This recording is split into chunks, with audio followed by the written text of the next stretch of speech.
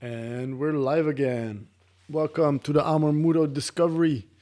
This Tuesday, you've tuned in to find out what to do when you're forced to slow down like this and how you can get better and good at shifting gears. If you're watching this podcast or listening, you care about change and you believe, like I do, that change is imminent and change is coming faster and faster in this 21st century. It's something we can get good at, and that's why we like to exchange experiences. Tonight, I'll be sharing a little bit about what I've been through embracing change and really understanding the value of being good at shifting gears. So, we just all watched our Prime Minister live on national TV telling us that they're going to add another 3 weeks to this intelligent lockdown, and the guy is honest with us. He doesn't know how long it will last and when we will be open to resume life as we knew it. But be honest with yourself. How true is that? Like this life as we knew it. Everything has changed and everything will change. So it's really important to understand that what we thought was something that was going to take a couple of days turned into a thing that's going to take a couple of weeks. That's now shifting into something that is at least going to consume our life the way we knew it for a couple of months. And if you zoom out even more, who knows how many years this will really ripple on before there is a new normal. I myself had to deal with a super standstill, like boom, stop. Like I ended up in the hospital completely paralyzed. But from the beginning, my first thought was also like, okay, how soon am I able to do what I used to do, what I like to do, and what I want to do? I gave it a year. I was like, okay, buddy, you broke your neck, you drowned in the ocean. You survived, you're lucky, you had both of your lungs infected. I almost died because of lack of oxygen in the hospital, like a lot of people are experiencing right now, which is not a nice feeling, I can tell you that. How long do you need to get back on your feet? Figuratively, literally, I gave myself a year. I remember from the beginning, my sister was always telling me, Bijan, this whole thing is at least going to take you 3 years, and in the future, you'll have to spend at least half of your time dealing with your body, exercising, keeping it fit. I did not want to hear that. I'm going to be honest with you. I was like, okay, broke my neck. I'm going to work my ass off for about a year. And then I'll be back on it again and do life as I used to do it. But here we are, 7, 8 years later after my accident. And word to the wise, after 4 or 5 years, I also had to break my leg to realize what it is to really stand still and share with you today what I'm about to share about the importance of being good at and knowing when to shift gears. So, everyday life, the way we were living life before Corona hit your country. We're looking over Asia. They already had to lock down cities and people had to stop traveling. We weren't aware of that's going to happen to us as well. We were just living life on the fast lane, making plans, having busy schedules, meeting everybody. A lot of people I know feel rushed in everyday life. They feel too busy. And now that we're forced to take it easy, still, if I'm in line at the supermarket, I can see faces that shift from being bored, being anxious, or being in a hurry or in a rush. So basically, nothing has changed. We're just more annoyed by the fact that we can't do what we want to do.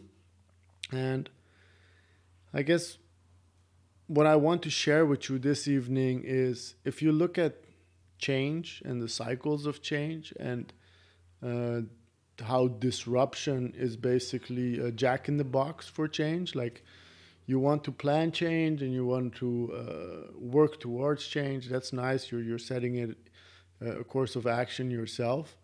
But disruption is something that just like, boop, hits you, takes away the floor from underneath you, And a lot of us are just waiting for gravity to hang on to us and pull us down so we land on something again.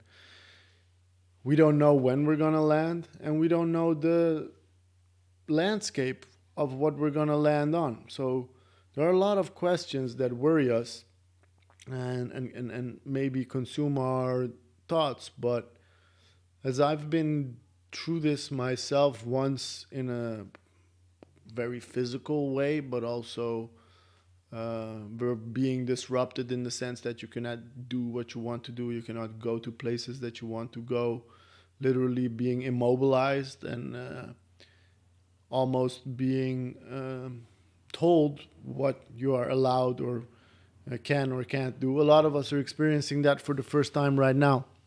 And it can be a very stressful and, how do you say it? Disencouraging process. While at the same time, the same curse can be a very big gift. And that's what I hope to share with you today. And please do let me know if you've listened to it and watched the episode, what you think of the takeaway I have for you this evening. And the first one has to do with priorities. So right now, the whole concept of time has become something very plastic. I speak to people and they don't know whether it's the weekend or what day of the week it is. Everything that we used to have that gave us some type of rhythm, some cadence or cadence, I don't know how to pronounce this word, but everything that gave life a certain tempo, it's been pulled away.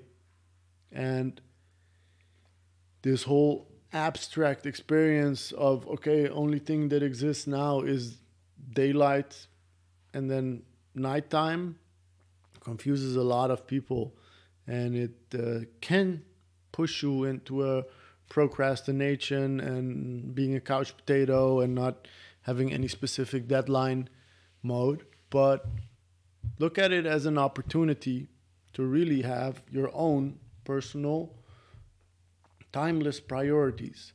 So what are the things, the topics, the activities that really touch your core, which maybe in your everyday life you didn't get around to doing because you had your obligations, you had your social life, you were running around and keeping yourself busy. Right now, a lot of people are like, wow, I don't even know why I was so busy. I have so much time on my hands. Use this time to really, really figure out for yourself what your timeless priorities are. It's also a very good anchor and a compass when the change continues and we enter in a different flow in how much you can still reach those timeless priorities, because these things should be things that you care about, that you would do whether you get paid for it or not, whether people allow it or not. You will find some medium, some type of way to engage in these priorities as things you deeply care about. For me, it's helping people. That's why I do this show. That's why I coach people. That's why when I was in the hospital in my off time, I refused to be bored in a rehab clinic and decided to help my sister found her yoga school. And right now with the COVID situation, I'm having a great time because all the engagements I had that had to do with me leaving the house and pursuing, for instance, teaching yoga nidra or going to the gym, those are gone now. I can focus all my time and energy on something that is a timeless priority of mine, and that is helping people. The second one is very related to the first one, and that has to do with realigning your values. Some phase of life that you might be going through, you might be forced to, for instance, during university. I myself went to university. I do not care about getting a paper. As soon as I went to university, I was like, I kind of want to drop out. Discussion I had with my mom was about, okay, you started it. If you can finish it and then be like, I don't like it. But you cannot start it and then not finish it just because you don't like it, because then you might be hiding behind the fact that it's too hard for you, the challenge is too much. If I reflect on that period in my life, I wasn't doing something that was aligned with my values. My values have to do with learning, and discovering and creating. I felt like in university, those things were slowed down too much for me. They were too structured, I didn't learn in that tempo. I needed more engagement. That's why I always worked alongside the university. I always had my own business, and I liked the trial and error of having your own business. Right now, this is all about shifting gears, okay? You were doing something, whatever it was. You were chasing your career, you were doing your university studies or your high school education. You just launched your new business or your new brand. Boom, everything is put on a standstill. It's a great time during shifting gears to really check if whatever you were doing is aligned with your values. And if not, how do you realign it? This is a chance you don't get that often.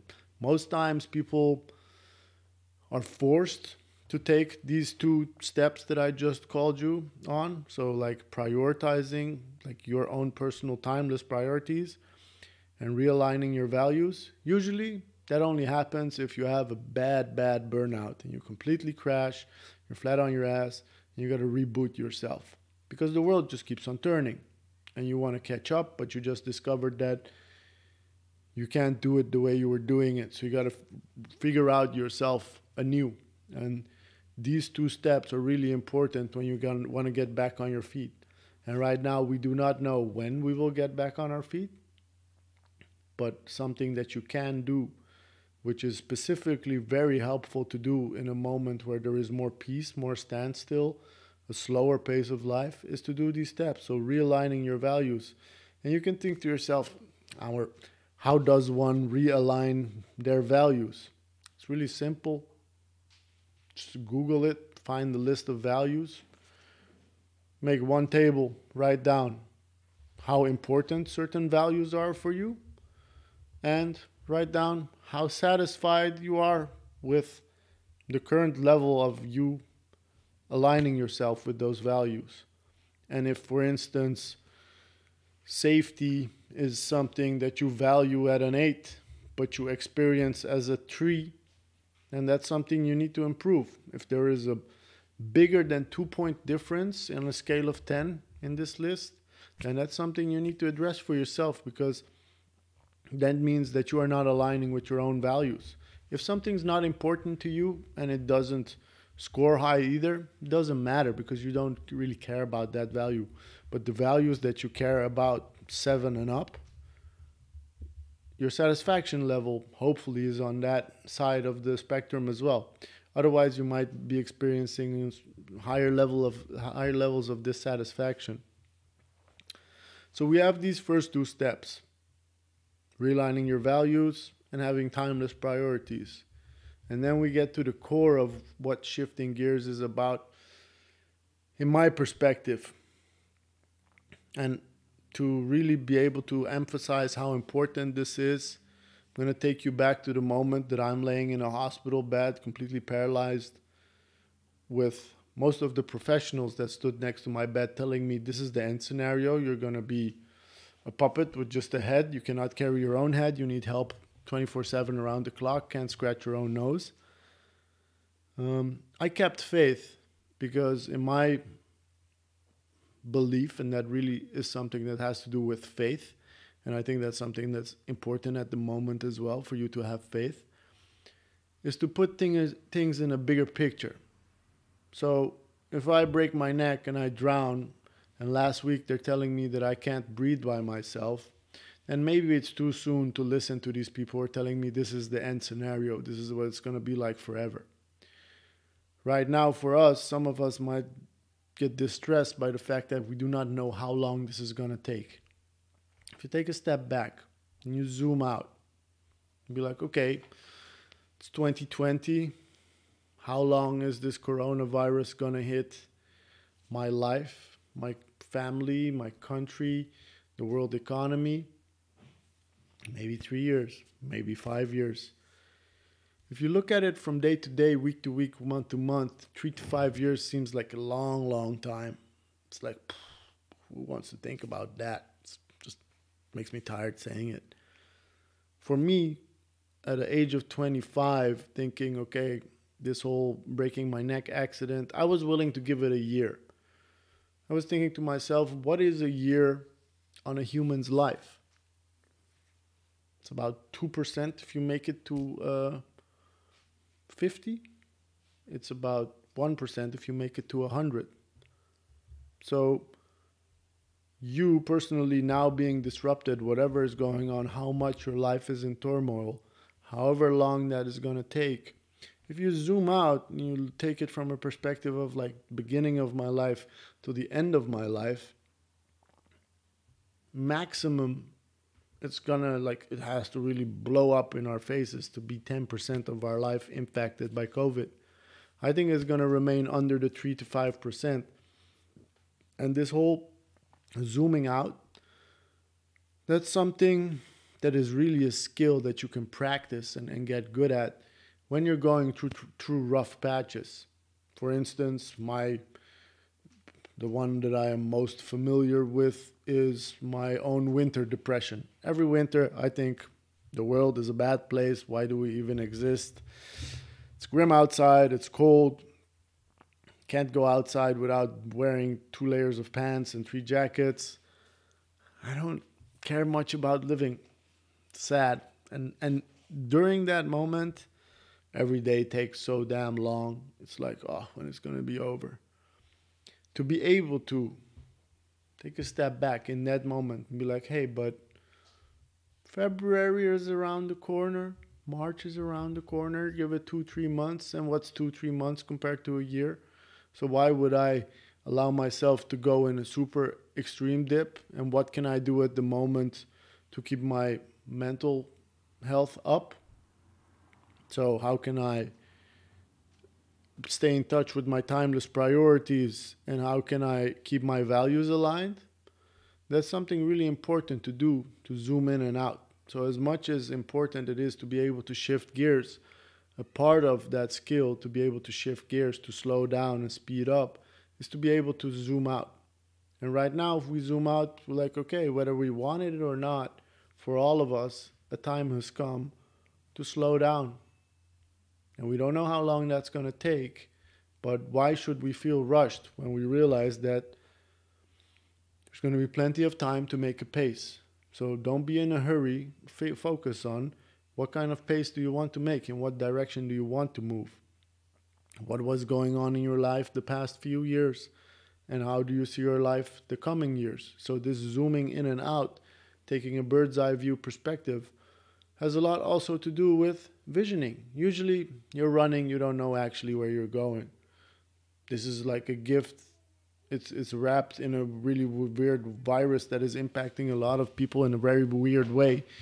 But for a lot of us, it can be a really good moment to soul search a little bit and be like, okay, this is what I want to be spending the next 3 to 5 years on, or maybe the rest of my life on, or these are things that I want to discover about myself, learn about myself or my loved ones. And when we talk about change, change is a cycle. It's never over, but there is a situation in which we have to assess a new situation. We have to figure out what to do with this new situation. We're thinking about what to do. Then we move into taking action. And as we're taking action, we start reflecting on whether these are the outputs that we want from whatever process we're going through. And then we start again. This cycle goes on and on. With disruption, suddenly the whole game changes in the sense that whatever process or whatever part of the process you were in, you got pulled out. It's like, boom, that's over. Everybody, same page here. Something's going to change for all of us. You weren't waiting for it. You weren't planning on it. Doesn't mean that the cycle of change is over. It just means that whatever part of the process you were in, that's been abruptly ended. And you might feel confused or disrupted. But at the same time, if you are able to prioritize your own values, align them, and then zoom out, be like, okay, so this is what's going on at the moment. What would I like to pursue, engage in for the coming period? Then you can get yourself back up again. Because As some of us, like me, for instance, very, very vividly remember this emotion and thought in myself like, fuck, I just spent a whole year in rehab. All the people I was in school with, they just exceeded me with a year. So my university buddies, they all done graduating now. I still have to go back and do my graduation. Everybody's starting their traineeships and jobs and getting assignments and getting paid and buying houses and starting families. I'm just figuring out how to pull up my pants again. That emotion really wanted to make me freak out. While at the same time, I was like, okay, let's be honest. I could have also died. Very bluntly, boom, game over. I've been gifted a second bonus life and doing pretty okay. I can pick up the pieces as I go, and some things you lose, some things you win. But instead of thinking, oh my God, my life is ruined, I realized how much my life has changed. None of my friends broke their neck. Nobody experienced such a life-changing event like that. So it's impossible for me to compare what was going on in my life with anybody else. And I think that's something that we as a society and as a humanity have trouble doing right now at the moment, is that we cannot compare what is going on right now with any event in history, that the global economy has to be on a standstill, people have to isolate themselves forcibly, and also there is no vaccine, so we don't know when we will be able to pursue life as we were used to it. And the fact that we cannot compare this brings up a lot of questions about when and how. But when you do not have anything to compare it with, it's really important to be able to zoom out, realize this, and look at it with a blank slate, like a curious point of view. As I'm saying this, I am realizing that these are not easy things to do. Maybe they're even very hard to do on your own. I was forced to go through this process while grieving over my own loss and being stuck with very complex medical bills and situation. I'm happy you are not at the moment. But another suggestion I have for you, if you listen to this episode and you're like, hey, this guy, he's making a little bit of sense. I would like to try out what he's saying. So I want to create my own timeless priorities. So I know in life, these are my priorities. I want to realign with my values. These are my values. I want to make sure that whatever life I'm living it according to my values. And I want to be able to zoom in and out and look at a bird's eye view. Where am I at in life? How am I going to do this? I would really recommend you to hook up with a friend or a buddy or a family member and do that together, because sharing really ingrains this into your system. When you go through this on your own and you're writing it in your journal, it's something different than when you share the same thing with another person. You open up and you connect and you find somebody that's a fellow traveler on this journey, because it's not an easy journey, and doesn't mean it doesn't have to be fun. So you can make it more fun by connecting to other people. Feel free to post and get to know other people on my social media to find out anybody who you can do it with. And keep this in mind as I will be starting offering my energy management compass course as well. So as I'm about to wrap up today's episode, my biggest gift to you is, when you hear these things, realize that you are not alone in this process and that a lot of us have trouble shifting gears. But it's something you can learn, and realize that creating timeless priorities, realigning your values, and taking the time that you have been gifted to zoom in and out and be like, okay, so I was going in that direction in my life. Right now I've been told to slow down. Let me zoom out. What do I want my life to look like? What do I want to experience in my 20s? What do I want to experience in my 30s? What am I saving for later? What am I moving forward to the front? And unfortunately, right now, travel is off the calendar, but our mind is a great adventure. We can travel in our imagination and feel welcome to share these things as well. I want to thank you for tuning in to the Amor Muto Discovery. I hope you'll be able to implement the tips and tricks I had for you for dealing with shifting with gears during disruption and dealing with the slowdown. Wish you all the best and have a great evening.